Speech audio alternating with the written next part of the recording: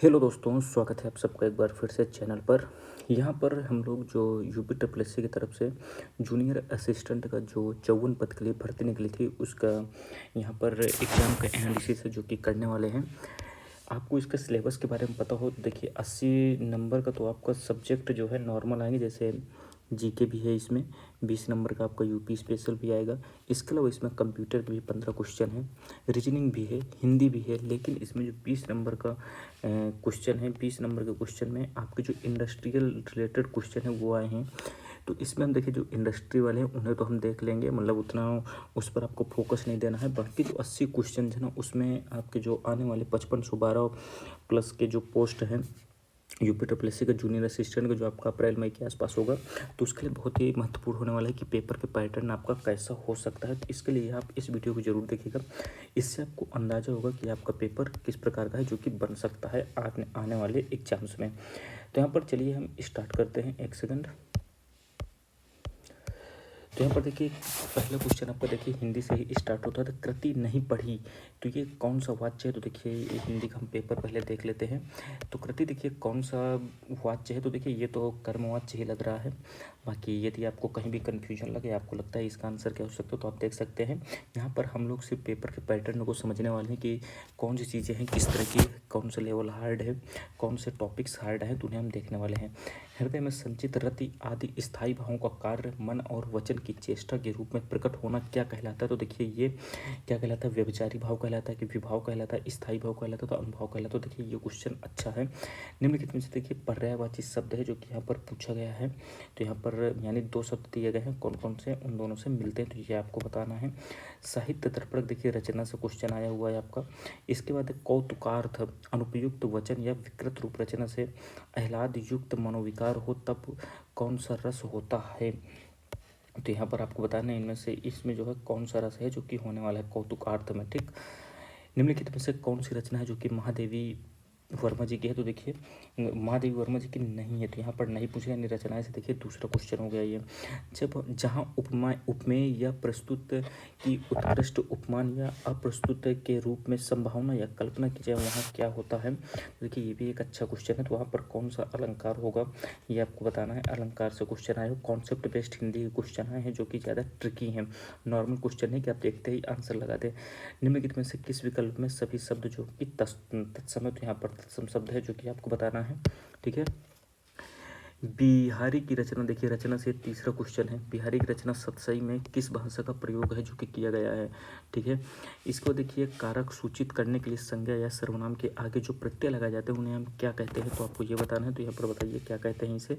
किस विद्वान के अनुसार तक, भर, मात्र, वैसा, सा, आजकल, परसों आदि अव्यय नहीं है क्योंकि इनके आगे कारक की विभक्तियों का प्रयोग है जो कि होता है मोस्ट इंपॉर्टेंट। आप समझ सकते हैं किस तरह के क्वेश्चन पूछे जा रहे हैं।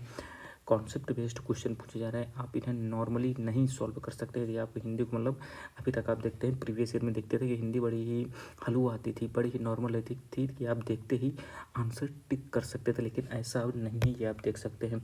इच्छु को देखिए यहाँ पर तत्सम पूछा गया, तद्भव पूछा गया, तो ये ईक है। ठीक है। इसके बाद क्या है? फूल का सकल मही छाई जनु वर्षा ऋतु प्रकट है बुढ़ाई। तो यहाँ पर देखिए अलंकार पूछा गया है आपसे। यहाँ पर क्या होगा? ऋतुकाल को श्रृंगार काल की संज्ञा किस लेती? देखिए लेखक से काफ़ी ज़्यादा क्वेश्चन है जो कि पूछेंगे, लेखक और कवियों से। तो आप देख सकते हैं चौथा क्वेश्चन है जो आपका लेखक से संबंधित है। ये देख सकते हो उन्मादिनी रचना किसके? ये भी देखिए एक रचना से आ गया। तो पांचवा क्वेश्चन है रचनाओं से। इसको देखिए निम्नलिखित में से कौन सा शब्द है जो कि कुसुमासम शब्द का पर्यायवाची नहीं है? तो ये देखिए पर्यायवाची से आ जा है। रामज्ञान प्रश्न किसने लिखित? देखिए ये छठवां क्वेश्चन है आपका, रचनाओं से आ गया। यानी रचना और लेखक या कवि से बहुत ही इंपॉर्टेंट क्वेश्चन है जो कि बन रहे हैं। भरत मुनि ने अपने नाट्य शास्त्र में भावों की संख्या कितनी बताई? तो देखिए 8 यहाँ पर सही आंसर है। माखनलाल चतुर्वेदी को किस पुस्तक के लिए साहित्य अकादमी पुरस्कार है जो कि दिया गया है? ये भी देखिए इंपॉर्टेंट है। देखिए 7वां क्वेश्चन है रचनाओं से। तो रचनाओं से अच्छे खासे क्वेश्चन है जो कि आए हैं। निम्नलिखित में से अधिकरण कारक देखिए कारक से आपका क्वेश्चन आया हुआ है। अगला है जहाँ दो वस्तुओं में विभिन्नता रहते हुए भी उनके रूप, रंग, गुण, स्वभाव आदि की समता पाई जाती है तो वहाँ पर कौन सा अलंकार है जो कि होता है? तो आपको ये बताना है। शिव बावनी, ये देखिए आपका 8वां क्वेश्चन है। शिव बावनी की यहाँ पर रचना पूछ रहा है कि शिव बावनी के रचनाकार कौन है? तो आपको ये ध्यान देना है इनके रचनाकार। पर्णकुटी का विग्रह क्या होता है? तो पर्णकुटी का मतलब ये होता है पर्ण से बनी कुटी किस विद्वान ने प्रविशेषण को अंतर्विशेषण कहा है? तो इसमें देखिए ये भी आपका लेखक से संबंधित है। तो अच्छे खासा क्वेश्चन बने हैं भाई साहब व्याकरण से, और आपकी जो रचनाएं ये लेखक कवियों से क्वेश्चन है, बहुत ही अच्छे क्वेश्चन बने हैं। छंद के कुल कितने अंग होते हैं? तो आपसे पूछा गया, छंद से भी क्वेश्चन आया है। आधुनिक हिंदी कविता में बिंब विधान के लेखक कौन है? देखिए ये भी आपका रचनाओं से, तो भाई साहब रचनाएं तो भर भर के पूछी गई हैं। 25 क्वेश्चन में तो 9-10 क्वेश्चन रचनाओं और लेखक से संबंधित है, तो बहुत ही भाई कायदे का पेपर बना है, जो कि आप इतना आसानी से नहीं समझ सकते, क्योंकि इतनी रचनाएं हैं, इतने लेखक हैं, आप कैसे क्या समझेंगे। और वो भी अभी तक पैटर्न भी ऐसा नहीं रहा है, 2 से 3 रचनाएं बहुत ही मैक्सिमम में जो आती थी, लेकिन देख सकते हैं यहाँ पर रचनाएं काफ़ी ज़्यादा पूछी गई हैं।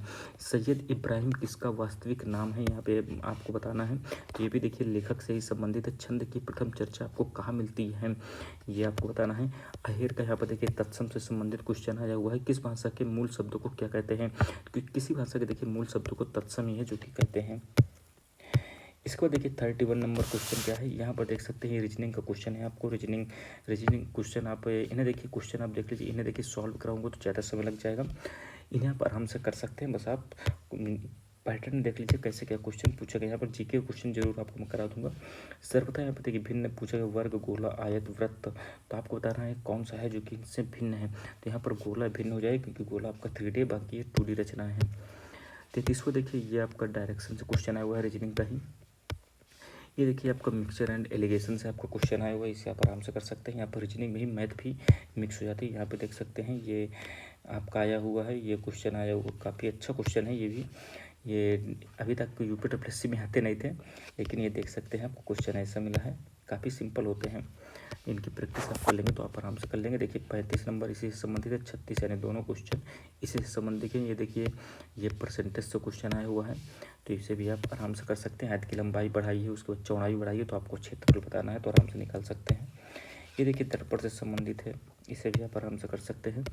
इसके बाद अगला है देखिए, चिड़ियाघर में हिरण और मोर हैं, सिर गिरने पर बस वही X और Y मान लीजिए। जी, हिरण के देखिए 4 पैर होते हैं, मोर के 2 पैर होते हैं, आराम से आप इसे कर सकते हैं, ये भी आपका आ जाएगा। यहाँ पे देख सकते हैं ये आपको ब्लड एंड रिलेशन से क्वेश्चन आया हुआ है, इसे भी आप आराम से कर सकते हैं। इसको देखिए ये वेन डायग्राम से क्वेश्चन है, काफ़ी सिंपल है, आप इसे कर लेंगे, ठीक है। इसके बाद किसी भी उम्मीदवार, ये भी देखिए 41 से 43 आपको वेन डायग्राम से करना है, तो इसे भी आप आराम से कर लेंगे। डायग्राम से संबंधित चार्ट का अवलोकन करके, कोई दिक्कत की बात नहीं है। इसके बाद देखिए ये भी आपका ब्लड रिलेशन से, इसे भी आप आराम से कर सकते हैं।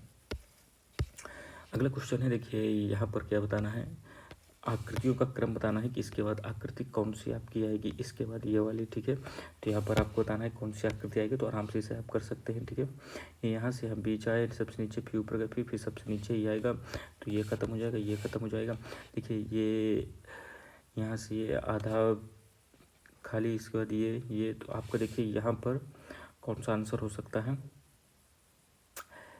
इसे आप देख सकते हैं आपका कौन सा आंसर होगा। यहाँ पर यही आंसर होने के चांस है, हो सकता है कि नहीं हो सकता है भाई साहब, नहीं हो सकता है ये मुझे तो बी लग रहा है, बी हो सकता है, बाकी आप बताइए क्या हो सकता है इसका आंसर। ये देखिए बहुत ही सिंपल है, सिंप्लीफिकेशन का है।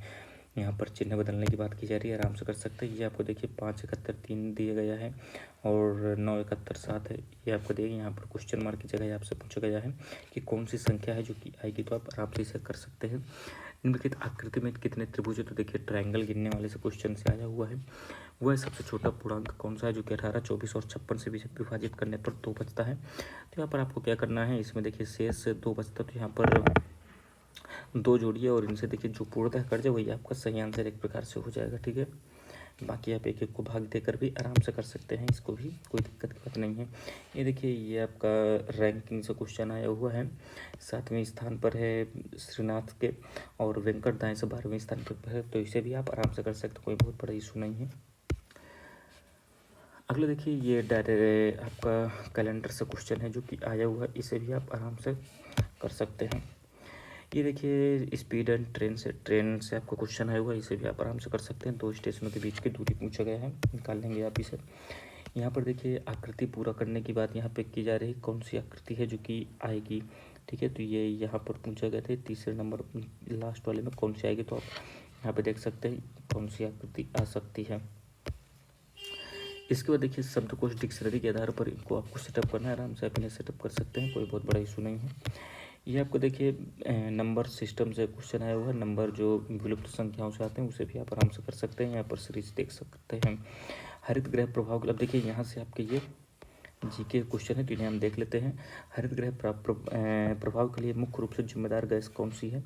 तो ग्रीन हाउस इफेक्ट के लिए देखिए सामान्यतः क्लोरोफ्लोरोकार्बन ही है जो कि आपकी हो सकती है। यहाँ पर देखिए यूपी ट्रिपल ने एक और चीज़ चालू की है, आप देखेंगे यहाँ पर ई ऑप्शन, ये बीपीएससी की तरह है, अभी तक नॉर्मल नहीं देखा जाता था, लेकिन ई ऑप्शन आपको लगभग सब में देखने को मिलेगा, यानी 5 ऑप्शन बनाए जा रहे हैं भैया। एमनेस्टी इंटरनेशनल का जो है मुख्यालय यहाँ पे पूछ रहा है, तो देखिए लंदन आपका एमनेस्टी इंटरनेशनल का है। इतिहास के निम्नलिखित स्रोतों पर देखिए बताया गया है, और यहाँ पर देखिए क्या कहा गया है, कौन से स्रोत हैं जो हमें गुप्त इतिहास का अध्ययन करने में मदद कर सकते हैं। देख सकते हैं बहुत ही अच्छा क्वेश्चन है।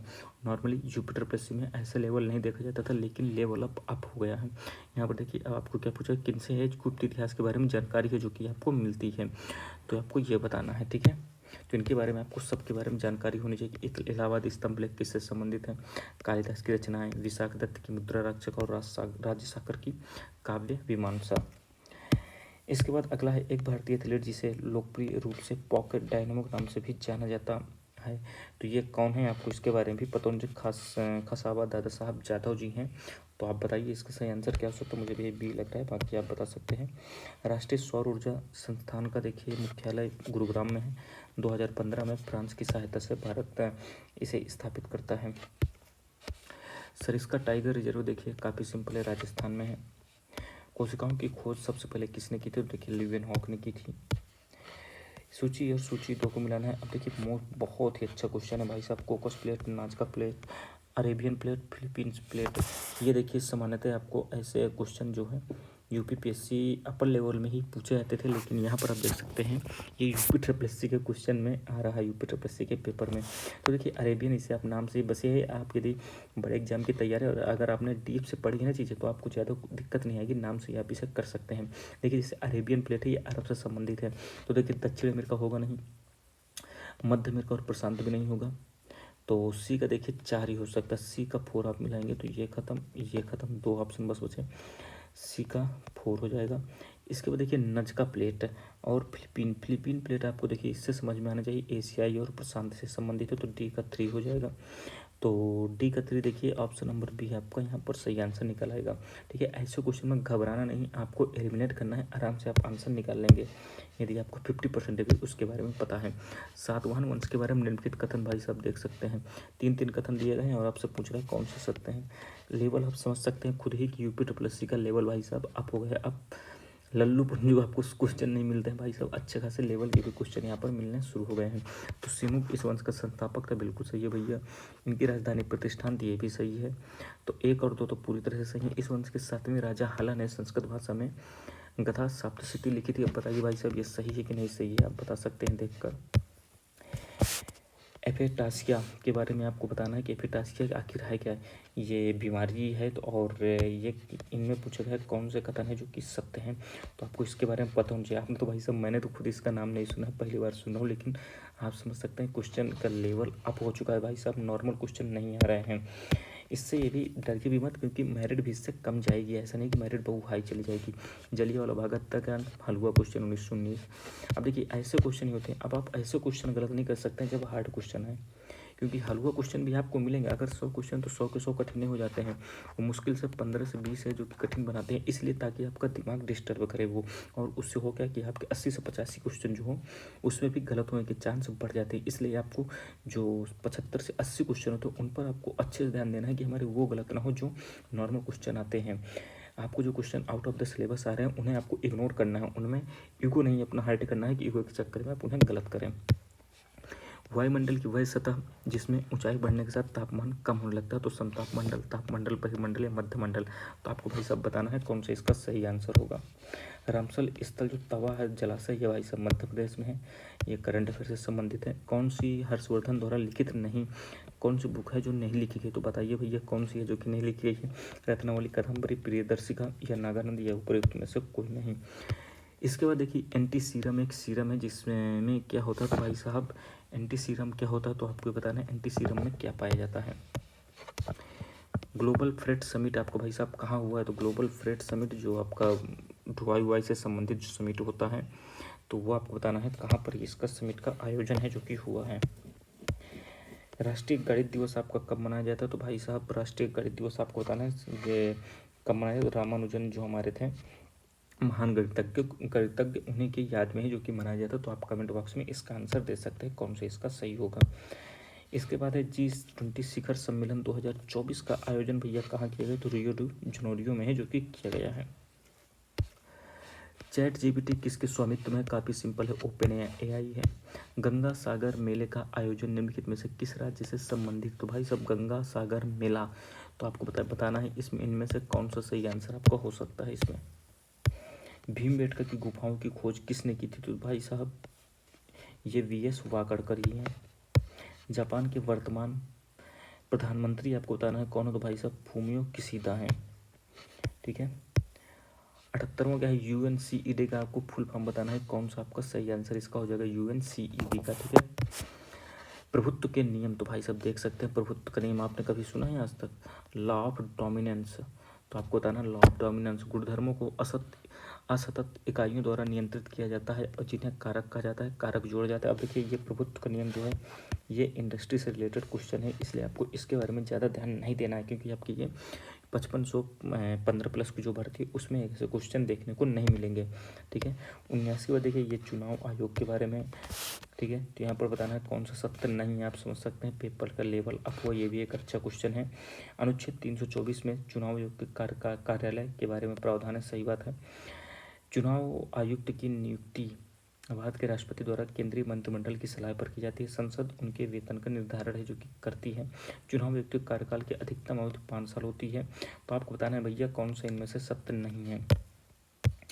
उत्पादों को ये भी देखिए आपका इंडस्ट्री से संबंधित, इसे आप छोड़ सकते हैं 81 नंबर क्वेश्चन को। उत्तर प्रदेश में चाकू नगरी भाई साहब रामपुर की चाकू आपने सुनी ही होगी। वाणिज्यिक बैंक ये देखिए आपका इंडस्ट्री से रिलेटेड, इसे आप छोड़ सकते हैं। क्षेत्रफल की दृष्टि से उत्तर प्रदेश का सबसे बड़ा जिला तो भाई साहब लखीमपुर खीरी है, काफ़ी सिंपल क्वेश्चन आया हुआ है। ये यूपी स्पेशल क्वेश्चन भी है, मिक्स है आपके यहाँ पर। 85वां क्या है? उत्तर प्रदेश सरकार के प्रमुख कार्यक्रम के तहत एमएसएमई पर विशेष ध्यान दिया जाता है, ओडीओपी, ये बिल्कुल सही बात है। प्राथमिक बाजार ये भी आपका देखिए इंडस्ट्री से रिलेटेड है लेकिन आपको इसके बारे में पता होना चाहिए। प्राथमिक बाजार में निम्नलिखित में से कौन सा कथन है जो कि आपको गलत होता है? यहाँ पर बताना है कौन सा कथन है जो कि गलत है, इंडस्ट्री से रिलेटेड है। उत्तर प्रदेश का सबसे पश्चिमी जिला तो देखिए ये आपका क्या है? ये पूरब है, ये पश्चिमी है। तो पश्चिमी सोनभद्र होगा नहीं, तो यहाँ पर क्या हो जाएगा? शामली होगा कि सहारनपुर होगा? आप बताएंगे कमेंट बॉक्स में इसका सही आंसर। यहाँ पर देखिए राज्य और उनकी राजधानियाँ दी गई हैं और बताना है आपको कौन सा गलत है। मिलान तो काशी की देखिए मथुरा, यही आपका गलत हो जाएगा। मगध के गिरिब्रज, वत्स, कौशाम्बी, कुरु, इंद्रप्रस्थ। इसके बाद देखिए उत्तर प्रदेश का जो माता टीला बांध है ये आपका यहाँ पर देखिए ये हिंदी में मटा टील गलत है, इंग्लिश में आप देख सकते हैं माता टीला डैम, तो ये आपका बेतवा नदी पर ही है। उत्तर प्रदेश वैश्विक निवेशक शिखर सम्मेलन जो है ये आपका आयोजन किया गया है लखनऊ में, यूपी स्पेशल है। उत्तर प्रदेश में निम्नलिखित में से किस उत्पाद को 2024 में जीआई का दर्जा है जो कि दिया गया है? तो अमरोहा का ढोलक, मैनपुर की तारकसी, संभल का हार्न क्लब, उपयुक्त सभी, तो यही आंसर इसका सही हो सकता है। कछुआ वन्यजीव अभयारण्य के बारे में बात की जा रही है उत्तर प्रदेश के वाराणसी में, सही बात है। यहाँ पर देखिए विचार करना, बताना है कौन सा सत्य है, तो ये भी एक अच्छा क्वेश्चन है, आप देख सकते हैं। कॉन्सेप्ट बेस्ड क्वेश्चन आ रहे हैं भाई साहब। यह देश का पहले मीठे पानी का कछुआ वन्यजीव अभयारण्य है। कछुआ को आधे जले हुए मानव शवों को जैविक तरीके से हटाने के लिए छोड़ा गया था। तो आप बताइए इसमें से कौन सा कथन है जो कि सही है। अगला क्वेश्चन क्या है? 93 नंबर वित्तीय बाजार, तो आपको देखिए बाजार से संबंधित, इंडस्ट्री मार्केटिंग से संबंधित क्वेश्चन, इसे आप छोड़ सकते हैं। ये भी देखिए इंडस्ट्री से रिलेटेड है, इसे भी आप छोड़ सकते हैं। भारत का पहला स्टॉक एक्सचेंज वर्ष 1872 में आया था कि 1875 में आया था? आप बताएंगे कमेंट बॉक्स में इसका सही आंसर। मैं इतना बता दूँगी बॉम्बे स्टॉक एक्सचेंज था, सबसे पुराना है एशिया का। अगला क्वेश्चन है सेबी के विनियामक कार्यों, तो ये भी देखिए इंडस्ट्री से रिलेटेड है, इसे भी आप छोड़ सकते हैं। उत्तर प्रदेश सरकार ने किस स्थान में वैदिक 3D संग्रहालय के निर्माण को घोषणा की है? तो ये वाराणसी है। ठीक है। 98वां क्वेश्चन है उत्तर प्रदेश राज्य राजमार्ग प्राधिकरण का गठन है जो कि किस वर्ष है जो कि किया गया था? तो आप इसका सही आंसर बताइए कि इसका गठन कब किया गया था? UP state highway authority of India, authority, ठीक है, इंडिया नहीं होगा क्योंकि स्टेट का है। पहला यूपी निवेशक शिखर सम्मेलन आयोजित किया गया था, तो आपको बताना है ये कब आयोजित किया गया था पहली बार। उत्तर प्रदेश का धान का कटोरा कहा जाने वाला जिला कौन सा है, तो आप बताएंगे धान का कटोरा किसे है जो कि कहा जाता है। तो ये आप देख सकते हैं क्वेश्चन के लेवल। यहाँ पर देखिए अगर मैं बात करूँ लेवल अप है भाई साहब हिंदी का, एक सेकेंड यहाँ पर थोड़ा सा, यहाँ पर देखिए क्वेश्चन की लेवल की बात करें ना हम, तो हिंदी का लेवल भैया ना, हिंदी का लेवल बहुत ही अप है। और इसी के साथ जो जीके आई है अच्छी खासी स्पेशल आई है आपको पाने में है। यहाँ पर यूपी जीके जो आपका उसमें आएगा ना 20 नंबर की, उसमें आप लोग देखेंगे 5 से 10 क्वेश्चन आपको अच्छे लेवल के देखने को मिल जाएंगे। बाकी देखिए रीजनिंग जो है ना काफ़ी सिंपल है, उसे आप आराम से कर सकते हैं, पूरे अटैम्प्ट कर सकते हैं आराम से, कोई दिक्कत की बात नहीं है। लेकिन हिंदी में और जीके में अच्छे खासे क्वेश्चन बनने के चांस हैं। हिंदी में देखिए वो रचनाएं दे देगा, तो आप उसमें फंस सकते हैं। रचनाएं आप कितनी भी रट लें कहीं ना कहीं गलतियाँ होने के चांस हैं, क्योंकि आप देखेंगे हिंदी में भी क्वेश्चन कॉन्सेप्ट वाले भी बन रहे हैं। तो इसलिए आपको हिंदी रीजनिंग पर मेहनत करनी पड़ेगी। बाकी आपको कैसा पेपर लगा है ज़रूर बताइएगा कमेंट बॉक्स में। चैनल को भी सब्सक्राइब कर लें। मिलते हैं अगली वीडियो में, तब तक धन्यवाद, जय हिंद।